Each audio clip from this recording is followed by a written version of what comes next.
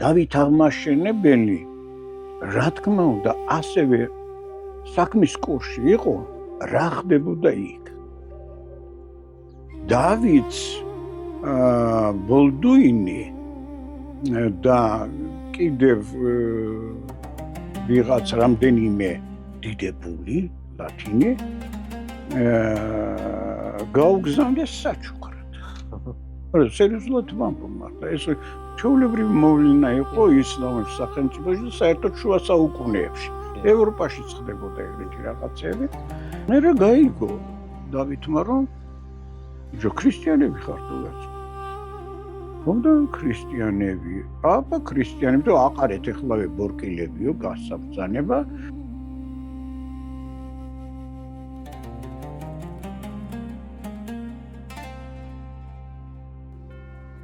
ჩვენ ახლა გორში მივემგზავრებით. უნდა ჩავწეროთ ინტერვიუ ბუმ ბერაზ ადამიანთან, ისტორიკოს პროფესორ ელდარ მამისთვალიშვილთან. ეს ინტერვიუ არავის არ უნდა გამორჩეთ. იქნება ძალიან საინტერესო.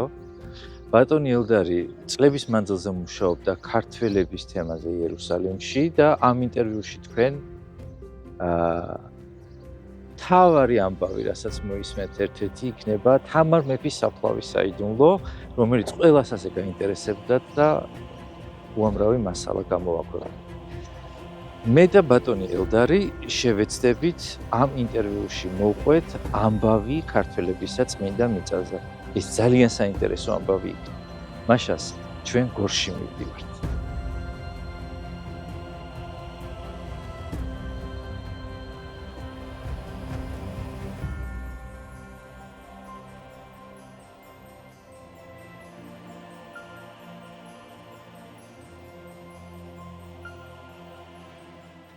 ბატონო ელდარ, მინდა თქვენს და მაყურებელსაც ვუთხრა თუ რატომ გსტუმრობთ დღეს თქვენ. მე და გიორგი ჭოლოკავა. გიორგი დღეს ჩვენი კინორეჟისორი იქნება, ვინც ამ ისტორიულ მასალას გადაიღებს. უკვე 15 წელია ცოტა მეტიც, რაც მე და გიორგი მუშაობთ თემაზე ქართველები იერუსალიმში ამ ურთიერთობაზე.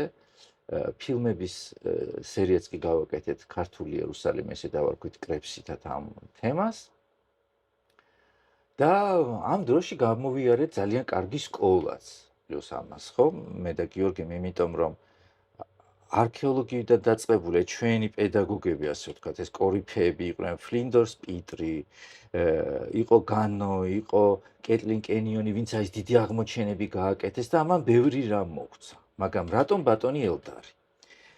ამ გზაზე, რა თქმა უნდა, სხვადასხვა ავტორებს ხვდებოდით, ვკითხულობდით, მართალია ბევრი არ იყო, მაგრამ ჩემთვის ელდარ მამისთვალიშვილი აღმოჩნდა ის ავტორი, ის ისტორიკოსი, რომელმაც ზუსტად იცის, როგორ უნდა ააშენო ისტორია აი ამ სხვადასხვა ქვებით, ასე ვთქვათ, არქეოლოგიით, წყაროწოდნეობით, მხარეთმცოდნეობით და ასე შემდეგ. იმიტომ, როდესაც თქვენ ნაშრომებს ვკითხულობ, პირველ რიგში ეს არის ძალიან გაბედული. ეს არის ძალიან საინტერესო და წერის მანერა გაქვთ კიდე ძალიან საინტერესო, იცით როგორ, როდესაც თქვენ წიგნს კითხულობს ადამიანი, აი პირდაპირ ესე მზა რეცეპტს კი არ თავაზობთ, მიგყავთ თქვენთან ერთად ძიებაში და თითქოს თქვენ და მკითხველი ერთად უნდა მიხვიდეთ იმ ამბავთან, რომელ ამბავზეც არის წიგნი დაწერილი. მოდით აი ამ ქართველების თემა წმინდა მიწაზე დავიწყოთ თავიდან. როგორ ჩნდებიან და როდის ვინ არიან ისინი, ვინც წმინდა მიწაზე გამოჩნდნენ, აი რაც ოფიციალური წყაროებით ვიცით. მაშინ ჩვენ დავიწყოთ აი ასეთნაირად. დავიწყოთ იქიდან, საიდანაც წყაროები არ აქვს. კი ბატონო. და მოვიდეთ, თლაც შეიძლება სანდო წყაროები არ იყოს, კრიტიკულადაც განვიხილოთ ისინი და რაღაცა, მაგრამ მაინც ეს არის არსებული საისტორიო ლიტერატურაში. ეს არის აგეოგრაფია ქართულ ლიტერატურას მაქვს მხედველობაში, მოქცევა ქართლის ცხოვრება და ასე შემდეგ და ასე შემდეგ. რომელთა ცნობები ყოველთვის აუცილებლად კრიტიკულად უნდა იქნეს შეფასებული, განხილული, უნდა გავითვალისწინოთ ვინ არის ავტორი რა პოზიცია აქვს მას და რატომ აქვს ასეთი პოზიცია და რაშია საქმე და აი ამის შემდეგ შეიძლება ჩვენ თორე ისე ამბად შესაძლებელია მსმენელს თუ კითხვას მოუთხროთ რომ აი ამ კაცმა ესე დაწერა იმ კაცმა ისე და აი მაინც საიდან ვიწყებთ ამ ეხლა ვერ მოგახსენებთ მაგას ესე იგი პირველად ძირითადად ჩვენ საეკლესიო ლიტერატურა გვაქვს ხო და აი ამ ეს ლიტერატურა იწყება იქიდან საიდანაც ჩვენი ეკლესია იწყებს არსებობას ხო ასია ესე იგი იესო ქრისტეს ცხოვრების დასაწყისიდან და მოვდივართ აი ამის შემდეგ მაგრამ არქეოლოგები ცოტა სხვანაირად ფიქრობენ რომ კავკასიასა და საქართველოს არა რადგანაც საქართველოს კავკასიაშია კავშირი ჰქონდათ აი ამ ეგრეთ წოდებულ წმინდა მიწასთან მიწასთან იმის თავისი ეკონომიკური განვითარების ინტერესებიდან გამომდინარე სავაჭრო გზები იყო ეს იყო ის იყო და სოდაშორის მე ეს არსად არ მიწერია მაგრამ ეხლა თქვენთან ვამბობ თუნდაც რა დღის ის რომ თურმე ოქრო საქართველოში მოპოვებული ოქრო გადიოდა თითქმის მთელ ახლო აღმოსავლეთში არა ეს თავისთავად ამ ეკონომიკურ ურთიერთობას სავაჭრო ურთიერთობაზე მეტყველებს აუცილებელია რომ ალბათ იქიდანაც მოდიოდნენ ჩვენ 1000 წლეულების მიღმა ამბებზე ლაპარაკობთ იქიდანაც მოდიოდნენ ალბათ მარტო ოქროსთვის არ მოდიოდნენ და სხვაც ბევრი რამე აინტერესებდათ მაგრამ ყველაზე ძვირფასზე შეაჩერეს ყურადღება და გვითხრეს რომ აი ოქრო კი ბატონო ბაჩვენეს კიდევაც აი ეს თქვენი ოქროთია გაკეთებული და ასე შემდეგ და ასე შემდეგ მაგრამ აი ესე იგი ჩვენი საეკლესიო წერლობა გვეუბნება რომ ყოველ შემთხვევაში ნინოს ცხოვრება ეს მოქცევაი ქართლის აი ხომ ნინოს ცხოვრება არის და როდესაც ესე იგი როგორ მიიწვიეს ქართველი ებრაელები ქრისტეს გასამართლებაზე იერუსალიმში არა იქიდან როგორ მოვიდა მღვდელმთავარ ანანიას წერილი რომ აბა ჩამოდით და აი აქ ვიღაც გამოჩნდა ასეთი მიამბოხე ოპოზიციონერი თუ რაღაცა ნუ ისე ვინც იბრძვის ორთოდოქსული რელიგიის წინააღმდეგ იუდაიზმის წინააღმდეგ და რევიზიას აპირებს და წავიდნენ 4 თემი წარმომადგენელი წავიდა საქართველოდან ჩავიდნენ და იქ ძალიან საინტერესო ამბები მოხდა დაიწყეს ქრისტეს გასამართლებისათვის მსჯელობა როგორ უნდა გაესამართლებინათ რა უნდა და ქართულმა დელეგაციამ რომელსაც სათავეში ელიოს მღვდელი ედგა სათავეში აი მათ უარი თქვეს ხარი დაეჭირათ ქრისტეს ასე გასამართლებისათვის და მისი დასჯისათვის ეს რა თქმა უნდა მან უკვალოდ არ შეიარა და როდესაც ქრისტე დასაჯეს აი ამის შემდეგ ის სამოსელი რომელიც ქრისტეს ეწვა დასჯის დროს ხომ მას გახადეს ეს ყველაფერი და შემდეგ მოხდა ამის განაწილება ჯარისკაცებმა რაღაც აიღეს ეს წილისყრა ჩვეულებრივი ამბავი ხდება რა ესე იგი დასჯილის სამოსელს ინაწილებენ და შეხვდათ ყველაზე საუკეთესო ქართულ დელეგაციას ეს იყო კვართი და აი ეს კვართი წამოიღეს ეს იყო ის კვართი რომელიც დედამ უქსოვა თავის შვილს შვილი იზრდებოდა და კვართიც იზრდებოდა მასთან ერთად ხო აი ეს კვართი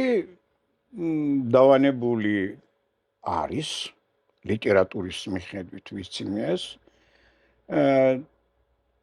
ზოგადად სვეტი ცხოველში და ამიტომაც ქვია მას სვეტი ცხოველი.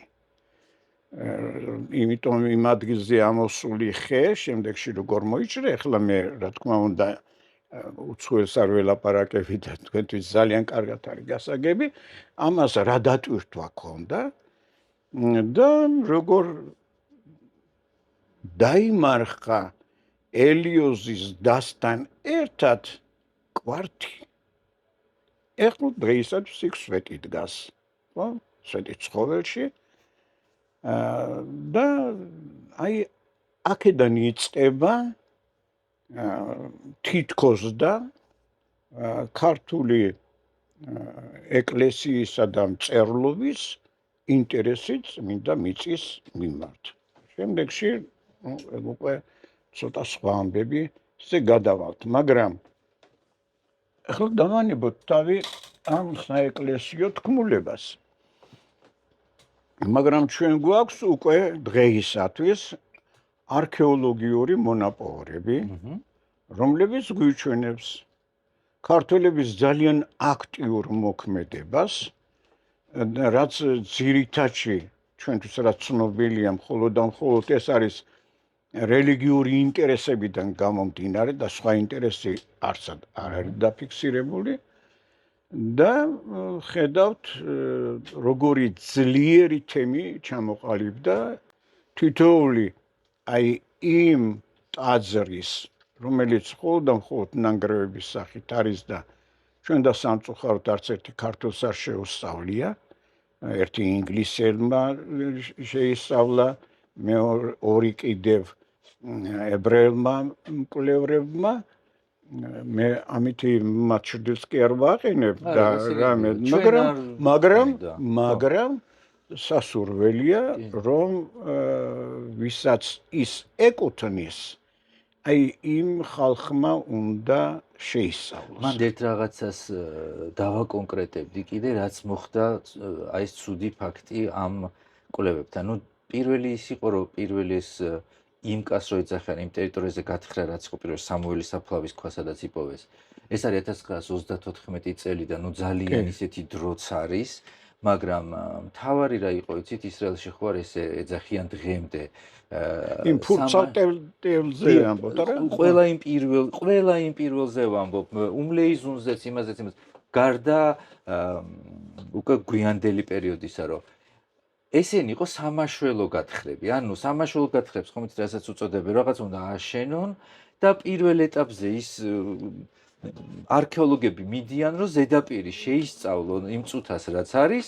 ეხლა რატო ჩაგეჭერით, რომ მაყურებელს მინდა ეს აუხსნა, რომ ეს არქეოლოგიური გათხრები, რაც მაშინ იყო, ეს არ იყო ფუნდამენტური და მრავალწლიანი, ეს იყო სამაშველო გათხრები, რაღაცა ნაწილი გადარჩენის მიზნით. ხო, შესწავლის მიზნით, რაც ხელში მოხვდათ, ამოიღეს.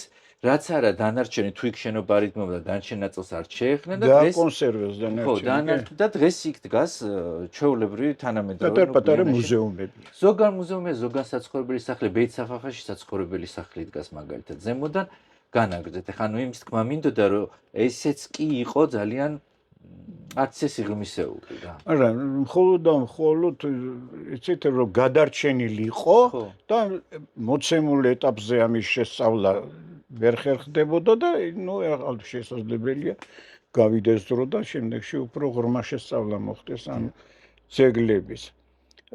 ერთი სიტყვით მე ასე მგონია, რომ ქრისტიანობის პირველ პერიოდში ქართველობამ იქ თავი გამოიჩინა.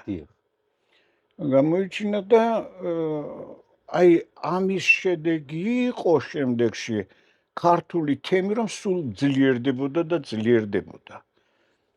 ვიდრე არაბები დაიპყრობდნენ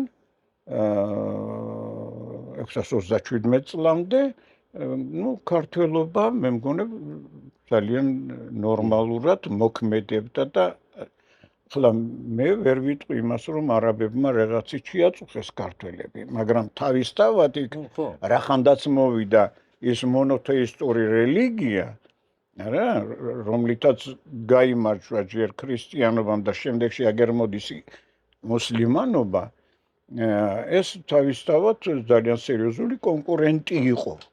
დიახ. ბუნებრივად იყო კონკურენტი, რომ ერთი რელიგია მეორეს უწევს კონკურენციას. ნუ ზოგჯერ უხეში ფორმებით ხდება ეს დაპირისპირება.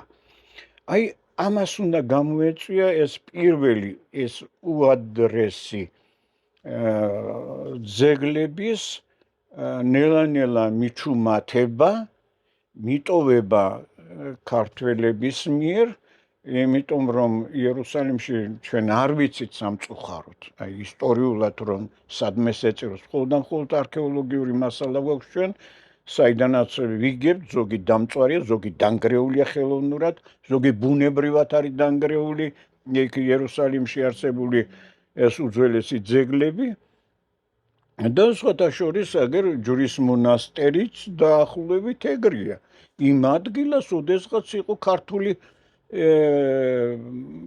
რელიგიური კულტის შესასრულებელი რაღაც ნაგებობა, რომელზეც დღეს არის დაშენებული ჯვრის მონასტერი. კი. ხო და მაგრამ როგორც არქეოლოგები ამბობენ, ეს არ არის ძალადობრივად დანგრეული. ის ბუნებრივად დაინგრა, ეთყობა რაღაცა მიტოვება რომ მოხდა. იცი რა, კიდე ერთი ფაქტი იყო მანდ.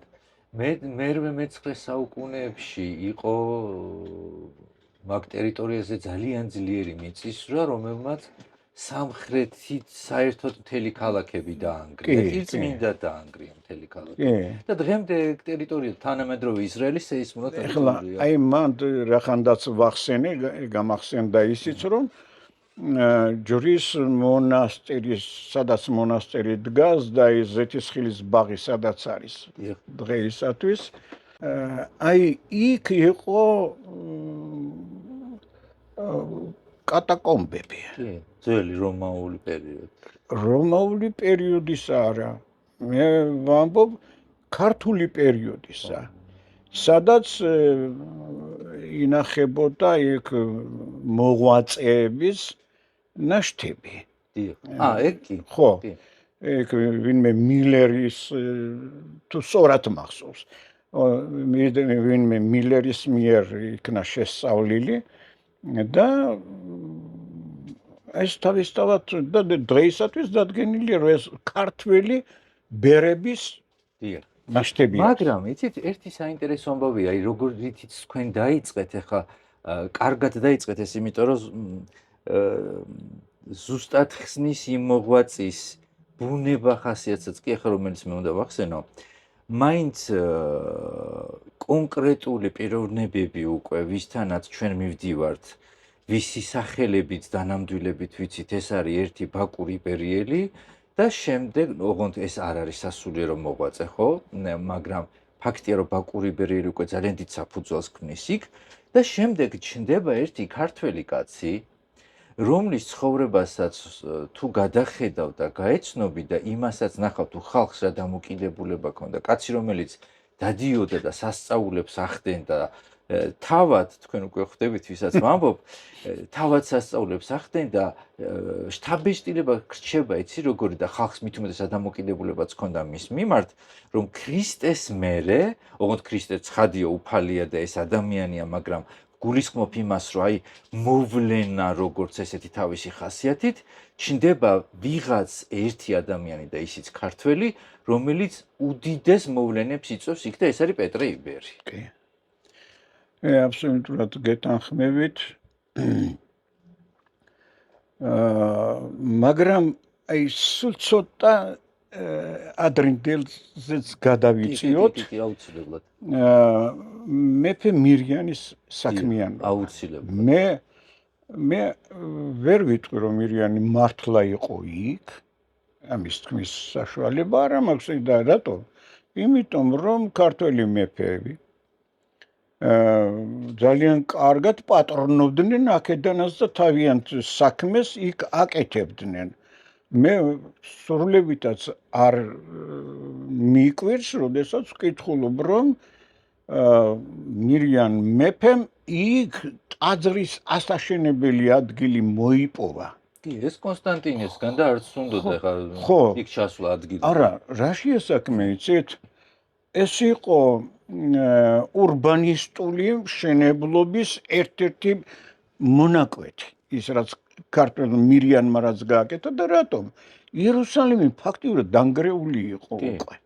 ხო და მოწოდებები ვრცელდებოდა, რომ მოდით ააშენეთ საცხოვრებელი საკულტო და ასე შემდეგ და ასე შემდეგ და რა თქმა უნდა მირიანი თუ გამოსწევდა იმის სურვილს რომ ის წარმომადგენლებს იქ მართლაც სადღაცას მოეზომათ დანგრეული ადგილები თუ რაღაცა და იქ აეშენებინათ ტაძარი.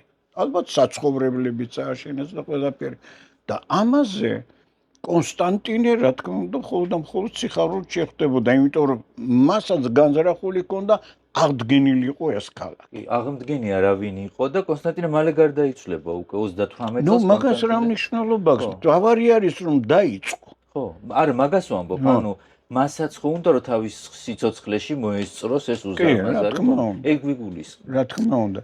და აი ეს ძალიან მნიშვნელოვანი რამ არის, ამიტომ არავითარ შემთხვევაში მე არ მიკვირს, როდესაც იქ ოდესღაც დღეისათვის დაკარგული სამი მეფის გამოსახულება იყო, ესე იგი თვითონ ტაძარში, ჯვრის მონასტერში იყო აი ასეთი ის და მირიანის ღვაწლი ძალიან მნიშვნელოვანი უნდა ყოფილიყო, აი ქართველობის ფეხის მოსადგმელად.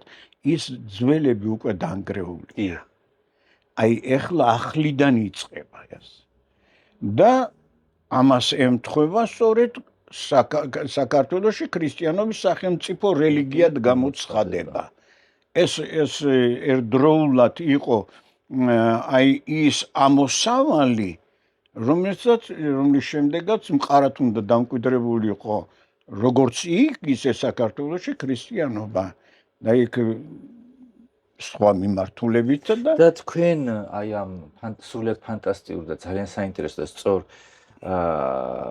ამბავს კიდე უბრალოდ რომ გავიხსენოთ თან რაღაც პარალელურად რა ხდება და გავამყარებ კიდე ერთი ამბით. ნახეთ, მით უმეტეს მას, ვისაც ეს ფიზიკურად ნანახი აქვს და იქ არის ნამყოფი. როდესაც 1952 წლებში, 52-13 წლებში ბირელკუტში აღმოაჩინეს ეს მონასტერი, ქართული მონასტერი, ხო, მეხუთე საუკუნის არის. იცით როგორი შთაბეჭდილება გრჩება იქ?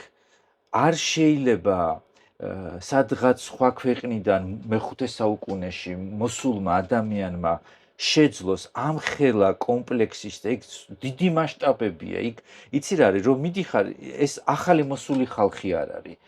ეს ახალი მოსული ხალხის გაკეთებული არ არის. არც ის მოზაიკები, არც ის მასშტაბი, არც ის ნაგებობები. ეს არის იმ ხალხის, რომელიც იქ უკვე იყო და სწორედ თქვენ რასაც ბრძანებთ, რომ მირიან მეფე იწყებს საფუძველის ჩაყრას ყველაფრისას, აი მაქედან გამომდინარე უკვე სრულიად ლოგიკურია ის ნაგებობა, რომელიც უკვე ანუ არქეოლოგიურად გიმყარებს პოზიციას. და კიდევ ერთი თქვენს ნათქვამს შეიძლება ისიც წავაშველოთ, რომ აი იქ ყოფმა ქართველებმა თავიანთი იყოფნა იმით დაამკვიდრეს, რომ ქართული წარწერები დატოვეს. მოზაიკა დატოვეს. ეს ძალიან დიდი რაღაც არის. და მე არც იმის გამოტოვება არ მინდა, რომ იქაურმა ქართველებმა, ესე იგი იმდენად უხვად იყვნენ წარმოდგენილი ქართველობა იქ, რომ თავიანთი წელთაღრიცხვაც კი შექმნეს. ოღონდ მაყურებას აუხსნათ ეგ იცით, იმიტომ რომ იქაური ისრაელშიც, აი ანაც თუნდაც შეხანავთ ჩვენ მეგობარი, სულ ცდილობს ხოლმე სწორედ ახსნას, რომ ესე იგი ეს წელთაღრიცხვა როგორი წელთაღრიცხვაა. ეს არ არის არც საქართველოში არსებული კალენდარი, ეს არ არის არც ქართული საეკლესიო კალენდარი, არამედ ქართველები არც ბერძნული არ არის. ბერძნული, მაგრამ ქართველები იგონებენ წელთაღრიცხვას დასაბამით განექვია, ხო? წელთაღრიცხვას, რომელიც მათ შეიმუშავეს წმინდა მიწისთვის. კი, და აქვს საკუთარი კალენდარი. იქაური კოლონიისათვის. ეხლა ჩვენ, როდესაც აი ეს პირველი ამბავი ვთქვით ქართველების გამოჩენისა, კი. ანუ ბაკური ბერიელი, პეტრე იბერი, მირიან მეფე, აქ ერთი მნიშვნელოვანი თემა ჩნდება კიდე, რომელიც ჩვენ სხვა შეკითხვებზე თავისთავად მომიტევეთ თუ შეიძლება. ისი თქმა მინდა, იცით, რომ პეტრე იბერი მართლა ძალიან დიდი მოვლენა იყო. არა მხოლოდ ქართული კუთხიდან დანახული, არამედ ეს მთელი მაშინდელი აი იმ ცივილიზაციის, რომელიც შეიქმნა ახლო აღმოსავლეთში. ну, განსაკუთრებით პალესტინაში, მაგრამ ჩვენ ვიცით, იმის შესახებაც გვაქვს ცნობები, რომ პალესტინის გარეთაც აშენებდა ეს. ეგვიპტეშიც გვაქვს ასეთი ცნობა, ერახშიც, რომ მისი თაოსნობით, მაგრამ ამის შესახებ ჩვენ დაწვრილებითი ცნობები არაფერი არ გვაქვს, მაგრამ ვიცით, რომ იქაც გააკეთა, იქაც გააკეთა. მაგრამ განსაკუთრებით ეს პალესტინაში და კიდევ უფრო განსაკუთრებით იერუსალიმში. ახლა თვითონ აი წამდელი ჩვენი საუბრის გაგრძელება გამოგვივა, რომ მან შესანიშნავი განათლება მიიღო. ბიზანტიაში როცა წაიყვანეს, ის ბავშვი იყო. და იქ როგორც ჩანს, აი ამ ბავშვმა დიდი სიყვარული დაიმსახურა მეფისა და დედოფლის. უпростоროდ იმპერატორისა და დედოფლის. და იქ ენებსაც დაეუფლა. და რაც ყველაზე მთავარი იყო, დაეუფლა ქრისტიანულ რწმენას. მართალია მაშინ საიდანაც წამოიყვანეს ის საქართველოდან, როდესაც ვიდრე მას ჩამოიყვანდნენ, იქაც ქრისტიანობა უკვე ძალიან გადგმული გახლდათ, მაგრამ წინსწრებით შეიძლება ითქვას, რომ მაინც ეს ისეთი პროცესი იყო, რომელიც საბოლოოდ გამარჯვებას დაჭირდა საუკუნეები. არა, ეს ჩვენთვის ცნობილია, იმიტომ ყველაზე რთული პროცესი მიმდინარეობს ადამიანის ცნობიერებაში, მისი გარდაქმნა, მისი სხვა კალაპოტში გადაყვანა არის ძალიან რთული. ზოგჯერ ერთი ეს ზოგჯერ საუკუნეების განმავლობაში გრძელდება და თუნდაც აგერ ეს მაგალითიც ესია. ყოველ შემთხვევაში მთაში გაჭირდა ხო საქართველოში, რომ დაენერგათ ქრისტიანობა.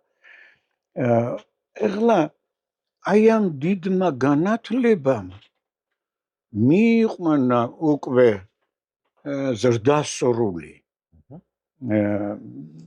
პეტრე, თუმცა მისი ნამდვილი სახელი არ არის პეტრე, არა? ისევე როგორც ზაქარიას იოანე, რა თქმა უნდა, და ზაქარიაც ძალიან ნაკლებად იცნობენ მას. აი ამ განათლებულმა ორმა ახალგაზრდამ, სადაც მაინც პირველობდა პეტრე, ჩაიდინეს ის, რითაც მოდაჩვენებურად ქართულად ავთქვათ, გაამწარეს იმპერატორის და დედოფალიც. მოულოდნელად მიატოვეს სასახლე და წავიდნენ იქ, სადაც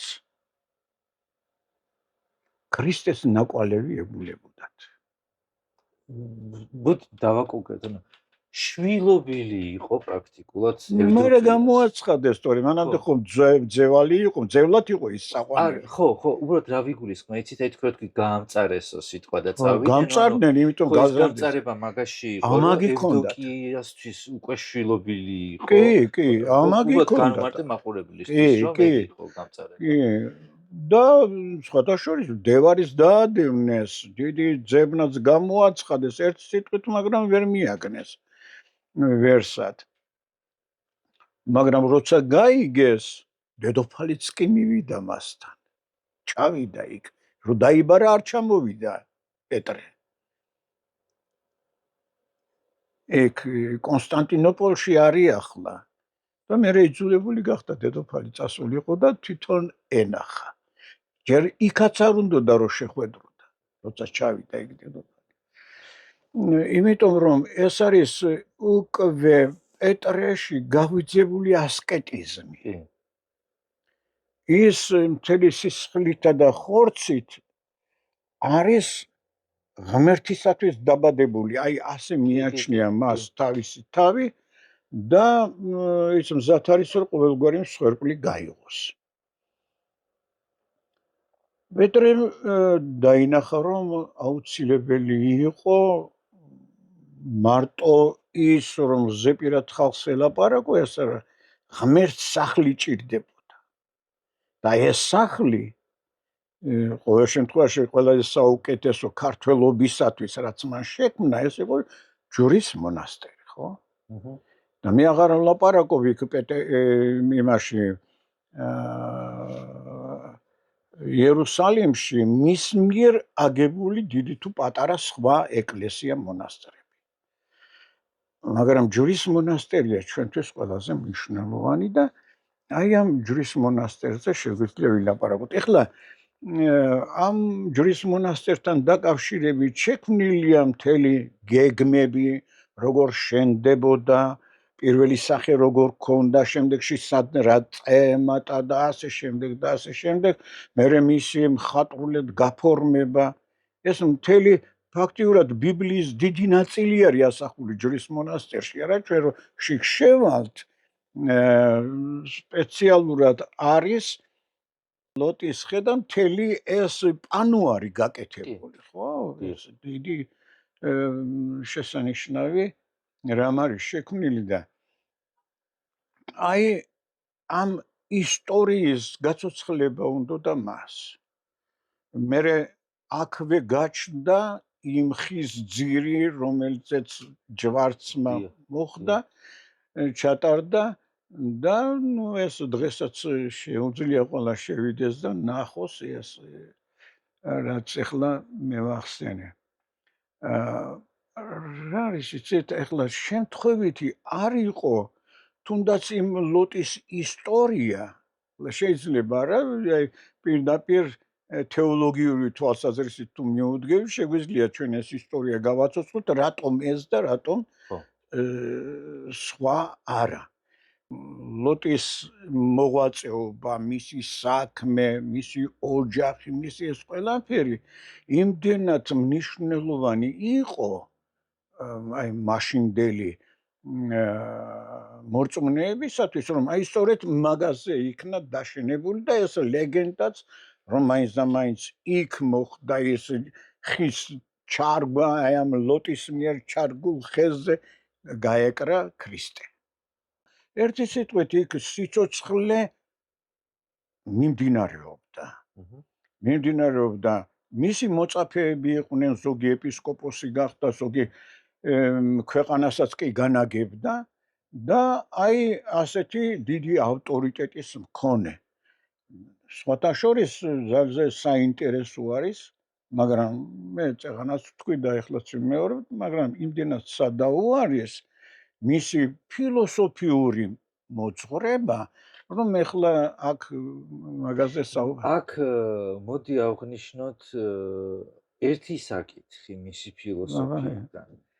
მხოლოდ ერთი საკითხი, ოღონდ ეს აუცილებლად უნდა აღნიშნოთ, რომ ნუ პეტრე იბერის პერიოდი ეს ის პერიოდია, როდესაც ჯერ სიზმარშიც ვერ ნახავს მსოფლიო რენესანსს, ხო, იმიტომ რენესანსი გვიან იწყება, მაგრამ თავისი შინაარსით, რაც იყო რენესანსი, რომელიც დაფუძნებული იყო ჰუმანიზმზე და უკვე ადამიანის ბუნების ცოტა სხვა თვისებებზე, იმიტომ რომ მანამდე ძალიან ბნელი პერიოდი გამოიარა, ხა დასავლეთმა, ნუ საუკუნება მოიტანა ეს და იმიტომ მოყვება ხო რენესანსი, მაგრამ მაინც მე მგონია, რომ ჩვენ შეგვიძლია თქვათ თამამად, რომ აი სწორედ პეტრე იბერის ფილოსოფია იყო ის ბაზისი, რომელზეც შემდეგ ცოტა დასავლეთში რომ დაანაყრდნენ და ცოტა უკეთესი ცხოვრებისთვის მოიცალეს, რომელზეც მერე დაფუძნდა უკვე რენესანსი. აბატიოთ და რა არის იცით დასავლეთში აი ის მისი ფილოსოფიური მოძღვრება, რომელსაც ყოველ შემთხვევაში მას მიაწერენ რა. აი ეს ფილოსოფიური მოძღვრება დღესაც ცოცხალია. დღესაც მიმდინარეობს იქ კვლევა, მაგრამ ჩვენთან ჯერ დიდი ხანი დაჭირდა იმას, რომ პეტრე ქართულ ეკლესიას ეღიარებინა თუ არ ეღიარებინა. იმიტომ რომ საყოველთაოდ გავრცელებული აზრით ის მონოფიზიტი იყო, რაც ქართული მართლმადიდებლური ეკლესიისათვის მიუღებელია, მაგრამ შემდეგში აი ეს მისი გადახრა დაფარა იმ დიდმა სახელმა, რაც პეტრე იბერმა დაიმსახურა აი თავისი მოღვაწეობის აი ამ რეგიონში. ეს ძალიან დიდი პიროვნება იყო. ძალიან დიდი და თანამედროვეობა მას მიაგო კიდევაც დიდი სახელი.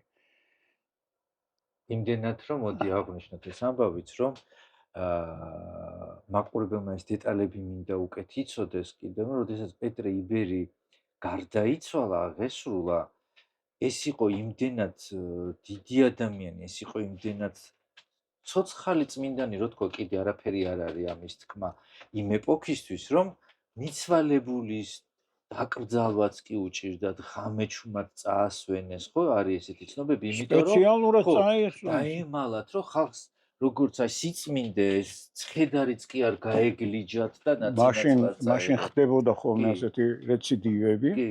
კი. და სხვათა შორის და მიზანის მიღწეული იქნა. რა შესაქმე, ეცეთი ის ხომ ჯვრის მონასტერში არ გარდაიცვალა. დიახ. ღაზაში. მაგრამ კი, ღაზაში და მაგრამ გააკეთეს ყველაფერი, რომ მის მიერ დაარსებულ მონასტერამდე მიეყვანათ ეს მიცვალებული. ღამე მალულად და კი. ხო, და შემდეგში როგორ ეს ლუსკუმა როგორ იქნა მომზადებული მისთვის სპეციალურად და იქ უკვე დაკრძალული იყო იოანე ლაზი. უკვე. და მის და კიდე იქ მესამეც იყო და ამისი ჩასდგეს შუაში ეს ლუსკუმა, ანუ ის კუბო. მაგრამ ქვისგან იყო დამზადებული და ჩვენ შეგვიძლია მე მგონი მაინც ვთქვათ, რომ თამამად ვთქვათ, თუ იმ არქეოლოგიურ მასალას ან წერილობით წყაროებს იმ პერიოდებისას, ანუ აი მე-5, მე-7, ანუ არაბობამდე პერიოდისას გადავხედავთ წმინდა მიწის, ჩვენი გვხვდებით ძალიან აი ეს საინტერესო მოვა, ჩვენი გვხვდებით ძალიან მასშტაბურ მონასტრებს ქართულს, ძლიერს, მდიდარს, თავისი სატრაპეზოებით, რომ კომპლექსებს ხვდებით და ამ ყველაფერზე ეწეღა როგორც ჩვენ თქვით, ამ ყველაფერზე შეგვიძლია მხოლოდ ერთი დასკვნა გავაკეთოთ, რომ საფუძველი იმისა, რომ ქართველებმა აი ამ ხელა მასშტაბური სამუშაოს, ფიზიკურად შეძლეს გაეხორციელებინა და ასეთი მძლავრი მონასტრები შეექმნათ, იყო პეტრე იბერის აი ეს უკიდეგანო დიდი ავტორიტეტი და დიდი ძალა, იმიტომ რომ მართლა ზებუნებრივი თვისებების ადამიანი იყო როგორც ჩანს. მან ბიძგი მისცა დიდ აღმშენებლობას და მართლა სწორედ აი მაგ პერიოდში, ესე იგი მის შემდგომ, უფრო ზუსტად რომ ვთქვათ, მის შემდგომ პერიოდში შეიქმნა ძალიან კარგი ეკლესია მონასტრები, რომლებიც ასევე კულტურის უდიდესი ცენტრები იყო. ხო და და მადლობა ღმერთს ჩვენთან ჩვენმა მეცნიერებმა ცოტა გავთამამდებით ერთ ვერსიას მაინც გავაშღერებ რა. აბა ქართველებსო ცოტა თავი დავანებოთ და დანარჩენებსაც შევეხოთ ვიც იქ მოღვაწეობდნენ. აი თქვენ ხართ ძალიან ზუსტად მაგიდან გამოდივარ.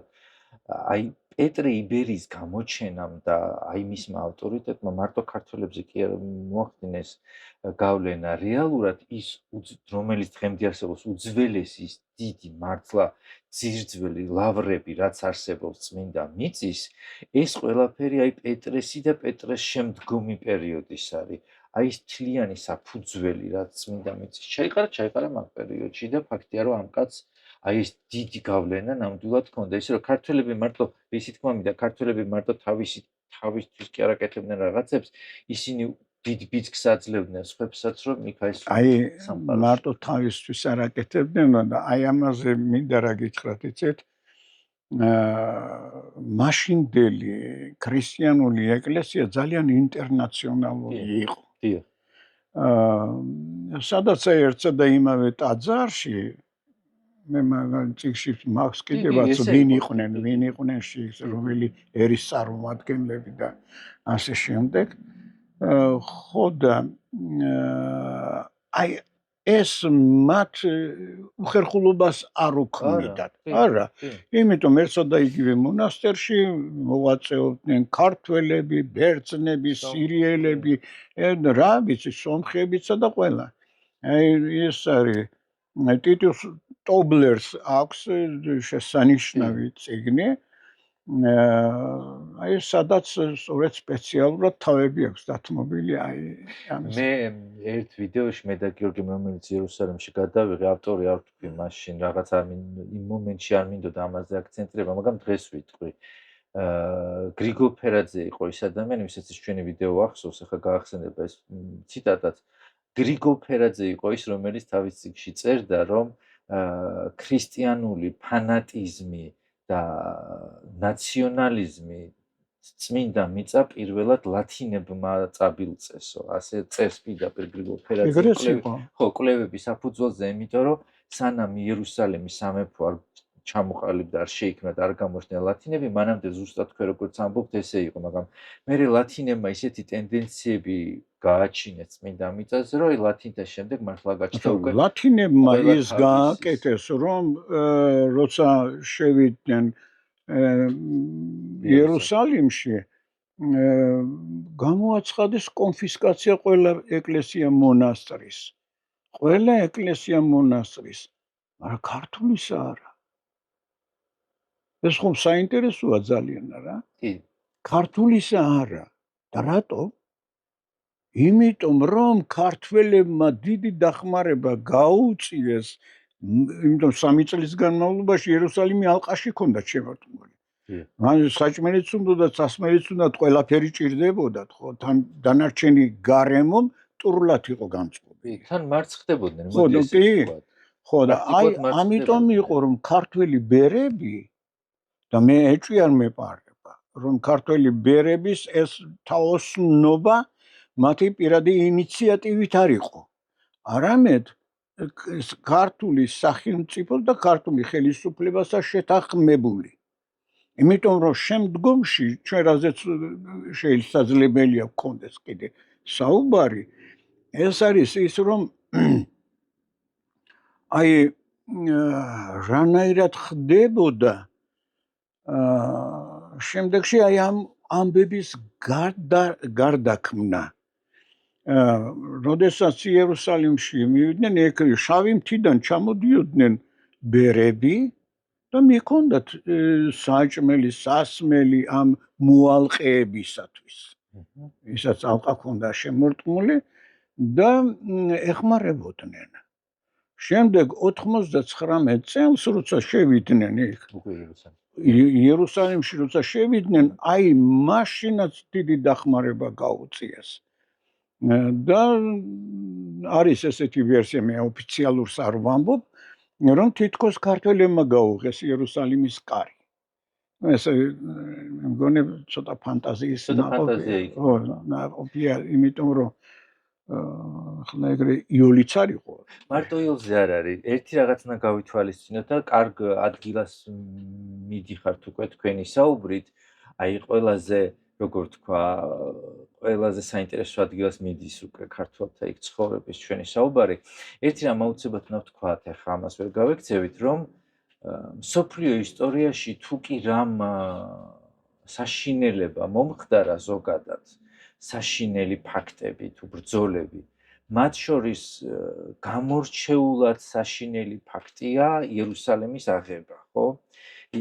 როგორც არის ის აღწერილი, იმიტომ რომ ლათინები როდესაც შეიჭრნენ, ეს დეტალურად არის ხოლმე აღწერილი და როდესაც იერუსალიმში შეიჭრნენ, საშინელება დაატრიალეს. აი ბევრი ომი ყოფილა, მაგრამ ეგეთი რაღაცა ბევრგან არ ტრიალდებოდა, იმიტომ რომ განურჩეულად დიდისა, პატარისა, სარწმუნოებისა, ვინც არ უნდა ყოფილიყო, ხოცავდნენ და ესეთი დეტალი შემხვდა იქ, რომ ეს გონებიდან გადასული, იმიტომ რომ ის ხო ძალიან რთული იყო ეს იერუსალიმის აღების პროცესი, უკვე გონებიდან გადასული ისტორიამდე მისული ლათინებიო, მთლიანად შეღებილი იყვნენ სისხლში, სიცხე ხო იყო თან ყარდნენო ამ სისხლისგან, სისხლი იხწნებოდა მათ სამოზე, ბუზი ეხვეოდათო და აი ესეთ ჩანაწერი ვნახე, რომ მოკლა კი არაო, მათი შეხედვაც კი უკვე შიშის ზარს სცემდა ყველაფერს, მაგრამ ასეა თუ ისე ლათინებმა არავის არ გაუკეთებია ისეთი რამ, მაშინ რაც ლათინებმა იქ ჩაიდინეს, მხოლოდ და მხოლოდ გერმანელებმა ომის დროს მასობრივ ლიკვიდაციას რო ახდენდნენ, აი მაშინ ჩადიოდნენ ეგრეთ რაღაცებს, რომ წვავდნენ გვამებს და რა გავრცელდა ხმა იერუსალიმში, რომ თითქოს და იქ მოსახლეობას ჰქონდა დიდი სიმდიდრე, ოქრო, ძვირფასი თვლები და რაღაცები და როდესაც ესენი შევიდნენ, მოსახლეობამ გადაყლაპა ეს. ჩაღლაპა. ხო და ახან გავრცელდა ეს ხმა, დაიწყეს მოსახლეობის მასობრივი ჟლეტვა. აწყობდნენ შპალებივით, გამიგეთ? და უკიდებდნენ ცეცხლს, წვავდნენ და მერე ნაცარში ეძებდნენ თუ საგანძი რამე ჰქონდათ. ასეთი რაღაცები და სხვათა შორის მაგაზე უარესი ჩაიდინეს იგივე ლათინებმა 1204 წელს, როცა კონსტანტინოპოლი აიღეს, მაშინ მოხდა რაც მოხდა. საშინელება. დღესაც მუზეუმები სავსეა მაშინდელი კონსტანტინოპოლიდან წაღებული რაღაცა დასავლეთ ევროპაშიაც. იცით, ჩვენ მივედით ნემელა პერიოდამდე, რომელიც საქართველოსთვის და საქართველოში ეს იყო მართლა ოქროს ხანა და შესაბამისად ეს პერიოდი და საქართველოს ეს მდგომარეობა ისახება წმინდა მიწაზე მცხოვრები ქართველებისთვის. მაგრამ სანამ უშუალოდ მივალთ უკვე აი ამ თამარის ეპოქასთან, მინდა თქვენი ესეთი შეფასება ზოგადი მოვისმინო, რომ აი ეს პერიოდი ლათინების პერიოდი დავასრულოთ და გადავიდეთ თან პირდაპირ თამარის პერიოდამდე. ლათინთა მეფობა იერუსალიმში გაგრძელდა 100 წელი არც კი და ამისი მიზეზი, როგორც ახლა მსოფლიოს სხვადასხვა ისტორიკოსები ამბობენ, არის რომ პირველი მიზეზი ის იყო, რომ თვითონ ეს ლათინები, ანუ თვითონვე გახსნა დაიწყეს, იმიტომ რომ გახსნაში ასკუცებ, ოჯახში ტყდებოდა უკვე დაპირისპირებები, ეს იყო მელისენდას პერიოდი, ბევრი რამე იყო, მაგრამ ყველაზე მთავარი რაც იყო, მაინც რამ განაპირობა ლათინების დაცემა, იმან, რომ ადგილობრივი ქრისტიანებიც კი იმდენად საშინელ დღეში ჩააგდესო, როგორ მდგომარეობაშიც არაბებსაც კი არ ჩაუგდიათო და იმ ადგილობრივმა დაიწყეს გამოსავლის ძებნა, როგორ მოეშორებინათ ლათინები. ცხადია, საქართველოს ლათინთა ერთი მხრივ იყო ასე ვთქვათ სტრატეგიული პარტნიორი და ბევრ რამეში ეხმარებოდა იქ და მეტასთან ბრძოლები იყო, ბევრი რამე იყო, მაგრამ მეორე იყო ის, რომ საქართველოსთვის უმთავრესი მაინც რჩებოდა იერუსალიმი. და ამ პერიოდში ჩნდება სალადინი და ჩვენ გვაქვს ერთი წერილი. ძალიან საინტერესო თამარ მეფის წერილი, რომელსაც მოვედით თამართან ამის თქმა მინდოდა, როდესაც იგი უგზავნის სალადინს და თხოვს კიდეც, როცა ელჩს აგზავნის, რომ ქართველები აღადგენენ იერუსალიმს. აი აქედან იწყება უკვე ის პერიოდი, აი მე-16 საუკუნემდე პრაქტიკულად, როდესაც უმეტეს ქართველები ნაწილში დომინირებენ. ხო. აი ამ პერიოდზე მოგვიყვებით. კი ბატონო, რა არის ეცეთ მე დიდი სიამოვნებით გისმენდით, ეხლა რო ყვებოდით. ეხლა ლათინებმა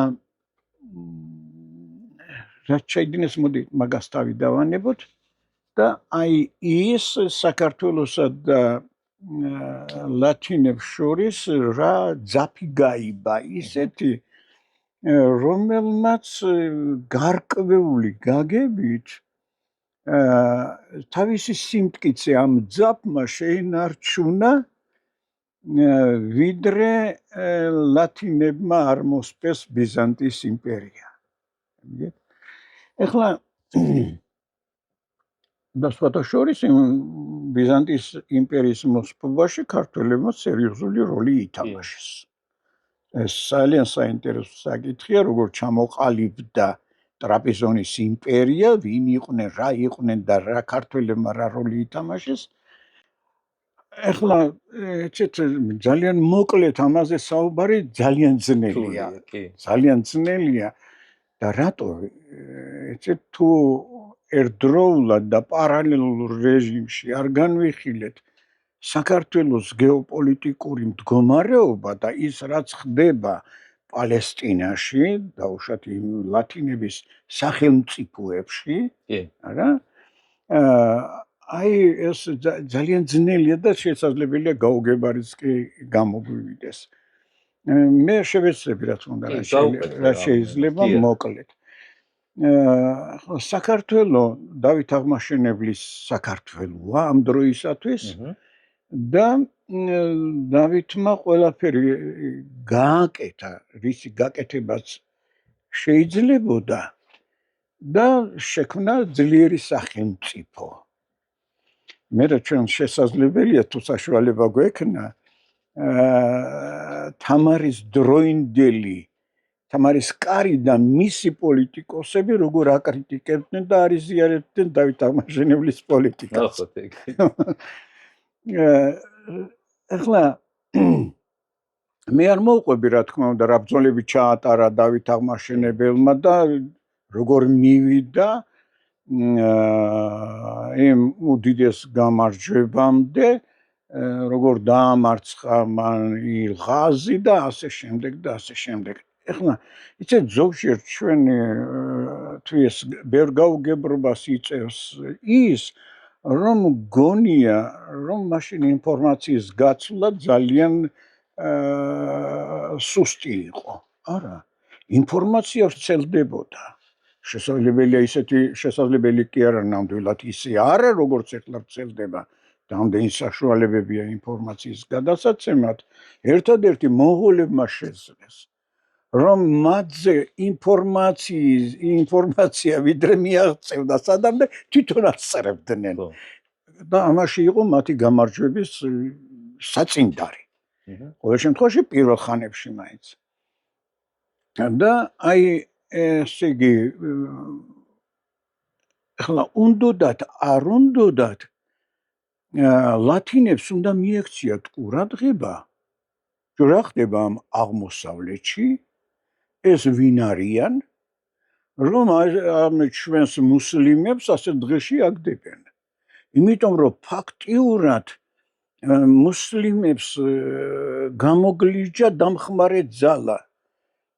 რა დავით აღმაშენებელმა იმიტომ რომ საშუალებას არ აძლევდა ხან ერთ სახანოს დაესწრებოდა, ხან სამეფოს დაესწრებოდა, ხან დაესხმოდა და აი ყველაფერი ეს ასუსტებდა მათ ძალას და ამიტომ იყო რომ მე ილღაზმა გადაწყვიტა ეს უნდა გავაჩეროთ თუ ვინა მანდ რამეს მივაღწიოთ.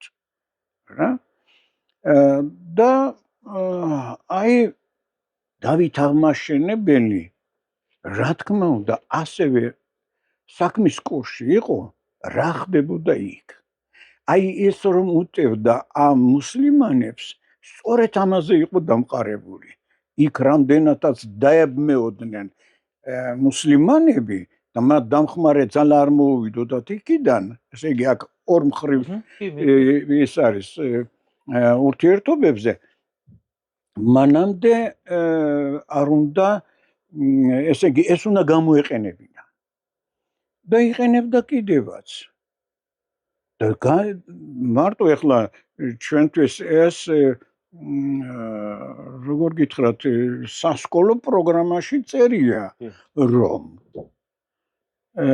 ჯვაროსნული ლაშქრობების დაწყებამ საშუალება მისცა დავით აღმაშენებელს რომ მას შეეტია მუსლიმანური გარემოცვისათვის და უკვე 98 წელს შეუწყვიტა ხარკის გადახდაც კი რა იმ თურქ-სელჯუკებს აღარ გადაუხადა ისინი ძალიან გამწარდნენ მაგრამ სადაც ცალგიათ ეხლა დავითისთვის რა იქითკენ დიდი ამბებია აი ამით ისარგებლოს დავითი ამაში მდგომარეობს სწორედ დავითის გენია მან შესანიშნავად შეაფასა ის შეცვლილი ვითარება კი რაც მაშინ მოხდა და აი შედეგიც მივიღეთ ახლა ყველაფერს როგორც დასაწყისი აქვს დასასრულიც აქვს ამითი ისარგებლეს რა თქმა უნდა ქართული წარმატებებით მე სრულებითაც არ ვაზვიადებ აბსოლუტურად შორს ავარ მაგაზრისაგან ისარგებლეს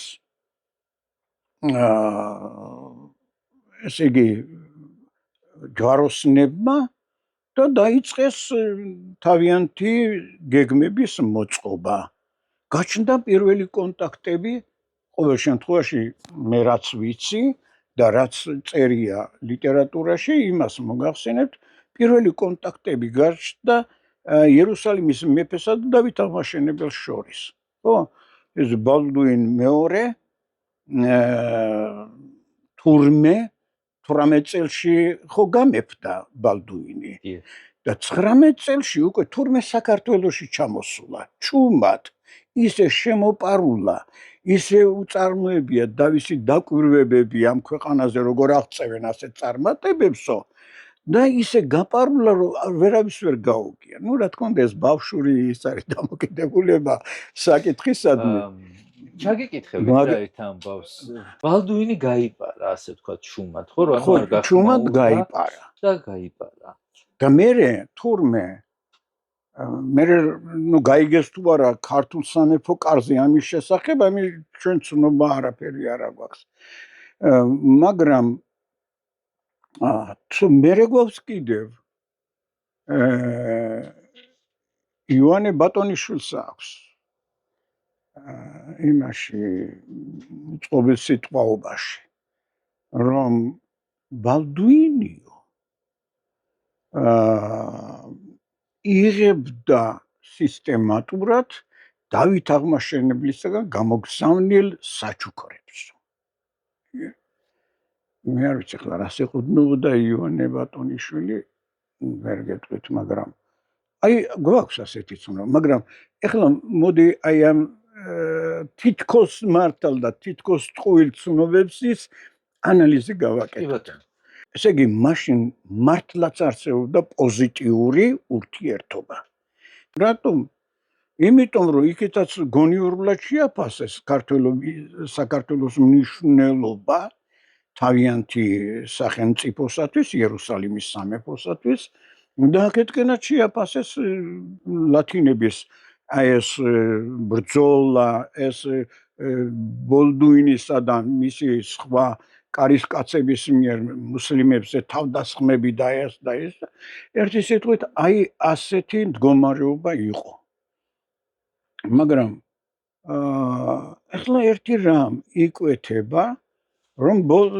ესე იგი ლათინები მუსლიმანებისათვის უპირო ხალხია ამათთან არ შეიძლება მოურიგდები შეიძლება ხალხი ისე თავს დაგესხას მაშინაც იყვნენ ტრამპები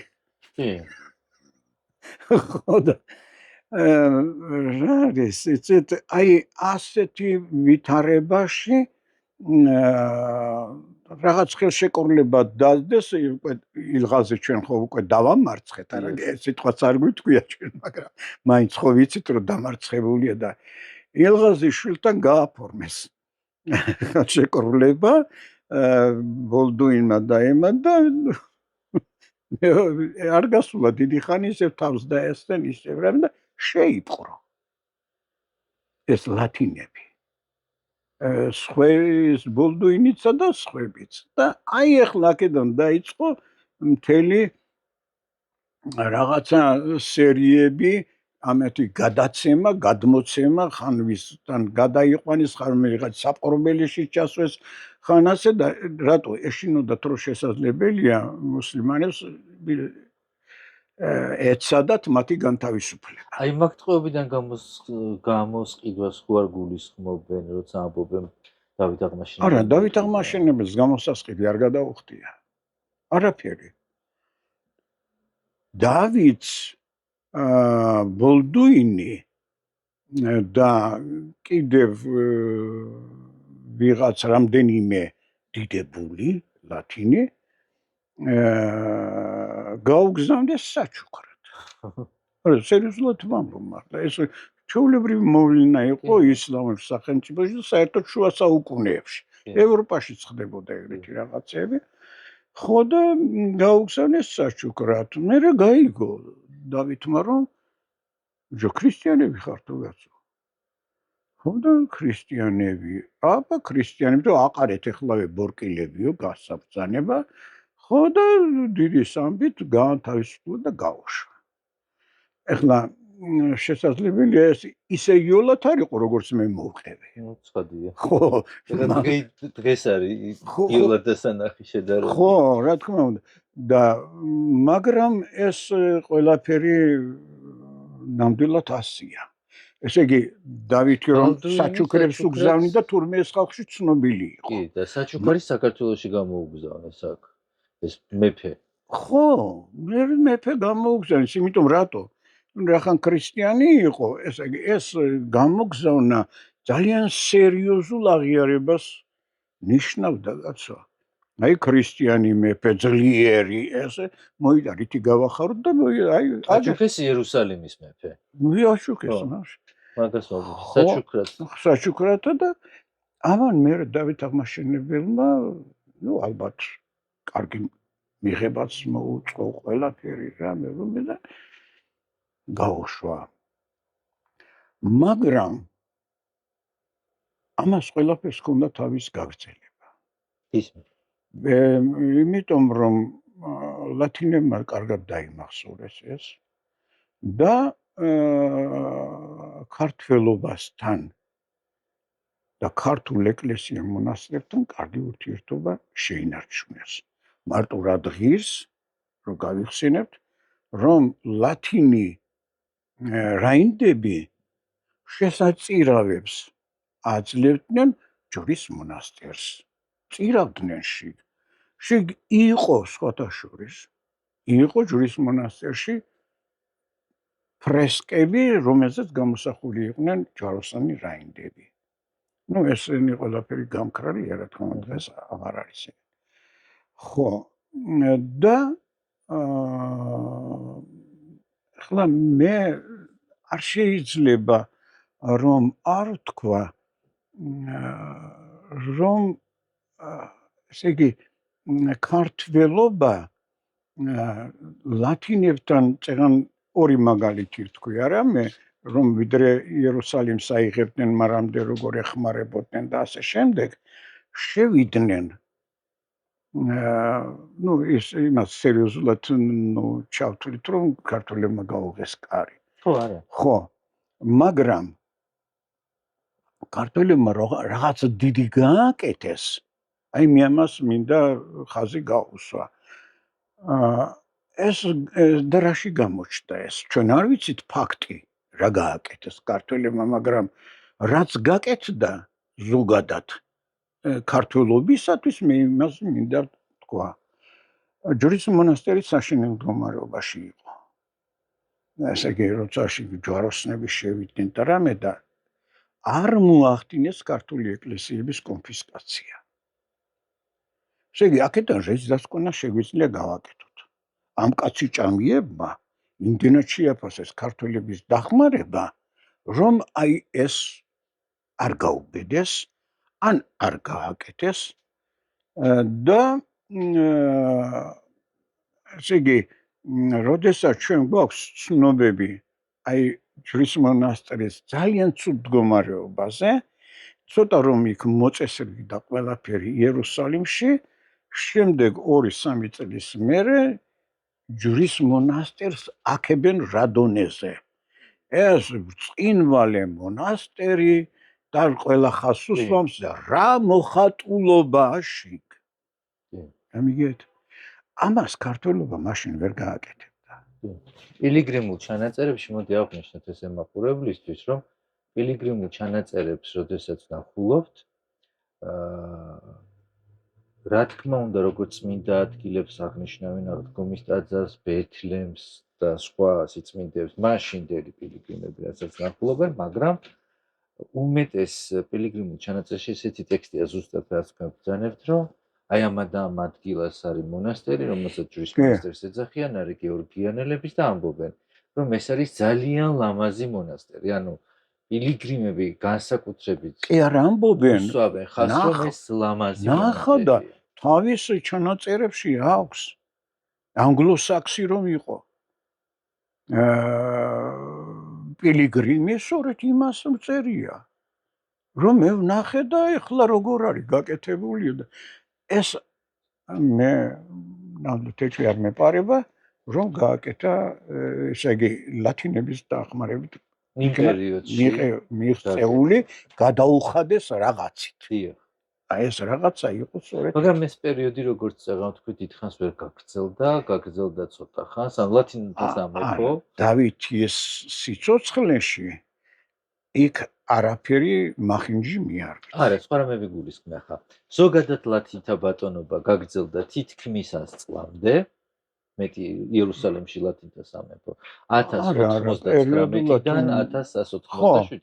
ხო, გაგრძელდა ეს პერიოდი და შემდეგ რომ განვაგრძოთ ეს ისტორია, არა 87 წლამდე არა, იქ დიდი ინტერვალია, კაცო.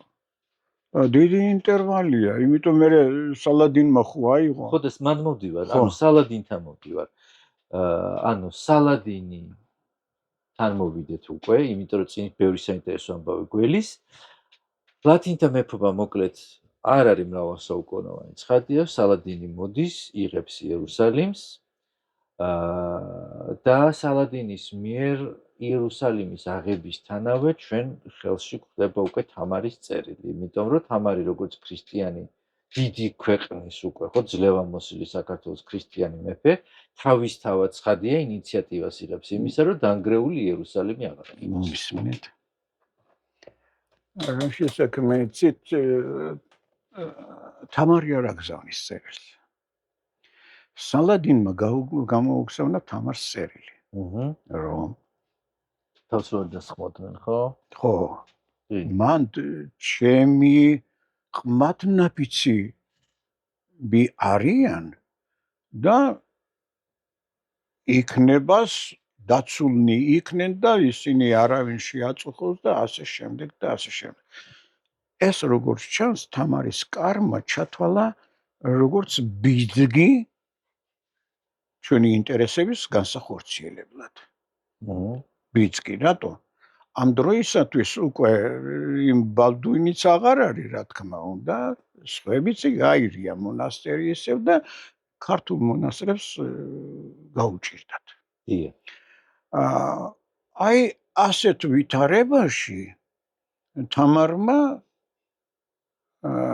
შესთავაზა სალაჰ ად-დინს, რომ დავამყაროთ ნორმალური ურთიერთობა.